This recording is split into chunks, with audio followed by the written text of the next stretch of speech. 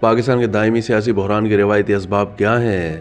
روایتی اسباب میں چوتھا سبب بھی شامل ہو گیا، سیاسی بحران کی تشخیص اور حل۔ زبردست کالم نگار ڈاکٹر اعجاز شفیق گیلانی اپنے کالم میں لکھتے ہیں کہ فروری 2024 کے قومی انتخابات سے پہلے مجھے پاکستان کے تمام سابقہ انتخابات کا تفصیلی مطالعہ کرنے کا موقع ملا تھا، جو الیکشن سے چند ہفتے پہلے کتاب کی صورت میں شائع ہوا۔ اس کتاب کے اختتامی حصے میں چند آراء پیش کی گئی تھیں۔ اول یہ کہ نتائج کچھ بھی ہوں، پاکستان کی سیاسی بحران میں کوئی نمایاں پیش رفت نہیں ہوگی، جیسا کہ 1970 سے 2018 تک کے 11 انتخابات کے بعد ہوا۔ 12واں قومی انتخاب بھی ملک دائمی سیاسی بحران کو حل کرنے میں ناکام رہے گا۔ البتہ میری رائے تھی کہ انتخابات کے متنازع ہونے کے باوجود ماضی کی طرح نئی قومی اور صوبائی اسمبلیاں، کابینہ اور حکومتیں اپنی مدت پوری کرنے کی کوشش کریں گی۔ البتہ حکومت کی کارکردگی اور ملک کے معاشی حالت میں بہتری یافتری سے قطع نظر دائمی سیاسی بحران برقرار رہے گا۔ کالم نگار نے ملک کے سیاسی بحران کی بنیادی وجوہات بیان کرتے ہوئے لکھا ہے کہ ان خدشات کے پیش نظر میں نے یہ تجویز دی تھی کہ انتخابات سے آگے بڑھ کر پاکستان کے سیاسی ڈھانچے میں چند بنیادی تبدیلیوں پر توجہ دینی چاہیے۔ یہی وہ ساختیاتی تبدیلیاں ہیں جو اس مقالے کا بنیادی موضوع ہیں۔ پاکستان کے سیاسی بحران کے 3 بنیادی اسباب یہ ہیں۔ ڈاکٹر اعجاز شفیق گیلانی کے بقول پہلا سبب حکومت کے انتخابی اور انتظامی اداروں کے درمیان متنازع اور ناپائیدار تعلقات ہیں۔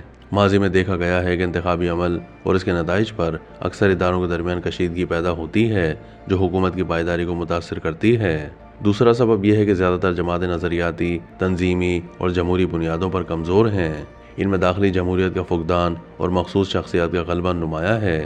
تیسرے سبب کا تعلق ایسے انتخابی قوانین سے ہے جو 50% ووٹروں کی حمایت کے بغیر حکومت سازی کی اجازت دیتے ہیں۔ پاکستان کی حالیہ سیاسی بحران میں ان دائمی عوامل کے ساتھ ایک نیا عنصر بھی شامل ہو چکا ہے جس کا تعلق سماجی تبدیلی سے ہے۔ مسلسل سیاسی عدم استحکام کے باوجود پچھلے 25 سالوں میں پاکستان کی معیشت میں مجموعی طور پر تیزی دیکھی گئی ہے۔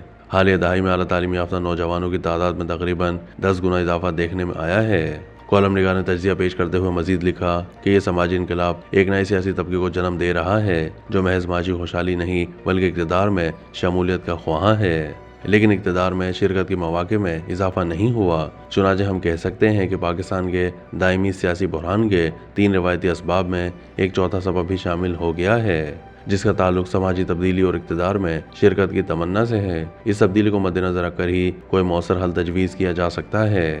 کالم نگار نے یہ عملی تجاویز بھی پیش کی۔ نمبر 1، آئندہ قومی اور صوبائی اسمبلیوں کے انتخابات متناسب نمائندگی کے اصول پر کروائے جائیں۔ متناسب نمائندگی کے ذریعے ابھرنے والی پارٹی کے لیے لازم ہوگا کہ یا تو وہ خود 50% سے زیادہ ووٹ لے یا اپنی ہم خیال جماعتوں کے اتحاد کے ذریعے اس شرط کو پورا کرے۔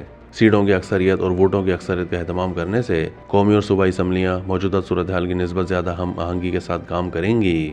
متناسب نمائندگی میں ہر پارٹی انتخابات سے پہلے اپنے امیدوار کی فہرست اولید کے اصول پر جاری کرے گی، یعنی پارٹی جتنی سیٹیں جیتے گی ان پر نمائندگی کے لیے پارٹی کے نامزد امیدوار ہی منتخب ہوں گے۔ توقع کی جاتی ہے کہ اس عمل کے نتیجے میں سیاسی پارٹیاں اپنی تنظیم پر پہلے سے زیادہ توجہ دیں گی۔ طویل عرصے سے ملک کی تمام اہم سیاسی جماعتیں انتخابات کو متناسب نمائندگی کی بنیاد پر استوار کرنے کے مطالبے کو اپنے منشور میں شامل کرتی رہی ہیں۔ کالم نگار کے بقول اس تجویز پر عمل کرنے سے اس مطالبے کی قبولیت ہو جائے گی۔ مزید یہ کہ کسی بھی عملی تجویز کی تفصیلات طے کرنے کے وقت مختلف جزیات پر مختلف آراء سامنے آ سکتی ہیں جن پر باہمی مشورے سے کسی حتمی نتیجے پر پہنچا جا سکتا ہے۔ نمبر 2، ہر صوبائی اسمبلی کے ساتھ ایک سینٹ قائم کی جائے، اسی طریقے پر جس پر قومی اسمبلی کے ساتھ سینٹ موجود ہے۔ تجویز کا پس منظر یہ ہے کہ پاکستان کے تمام صوبے دنیا کے بہت سے ممالک سے زیادہ آبادی رکھتے ہیں۔ مثال کے طور پر بلوچستان آبادی کے لحاظ سے سویڈن، ناروے اور ڈنمارک تینوں سے بڑا ہے۔ پنجاب اور سندھ کے بعض ڈویژن ان یورپی ممالک سے زیادہ کثیر آبادی رکھتے ہیں جنہیں ہم جمہوریت کا معیار سمجھتے ہیں۔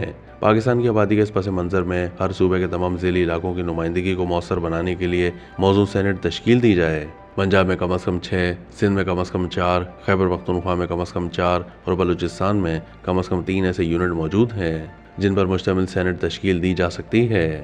اس تجویز کے ذریعے صوبوں کے تمام ذیلی حصوں میں حکومتی اخراجات، آمدنی اور سہولتوں کی فراہمی کے فیصلوں میں اتفاق رائے ممکن ہوگا۔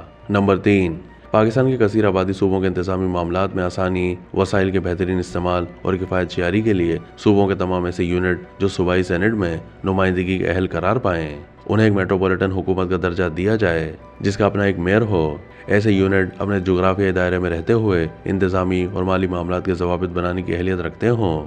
اگر چاروں صوبوں میں مجموعی طور پر 25 ایسے یونٹ تشکیل دیے جائیں تو ہر یونٹ میں اوسطاً 1 کروڑ افراد ہوں گے، کہیں زیادہ اور کہیں کم۔ ان یونٹس کو اپنے انتظامی معاملات کی کاروباری ذمہ داری سونپنے سے جواب دہ حکومت کا تصور قابل عمل بنایا جا سکتا ہے۔ ان میں سے ہر انتظامی حکومت اپنی آمدنی اور اخراجات کو اپنے مکینوں کی ضروریات اور خواہشات کے مطابق ترتیب دے سکتی ہے۔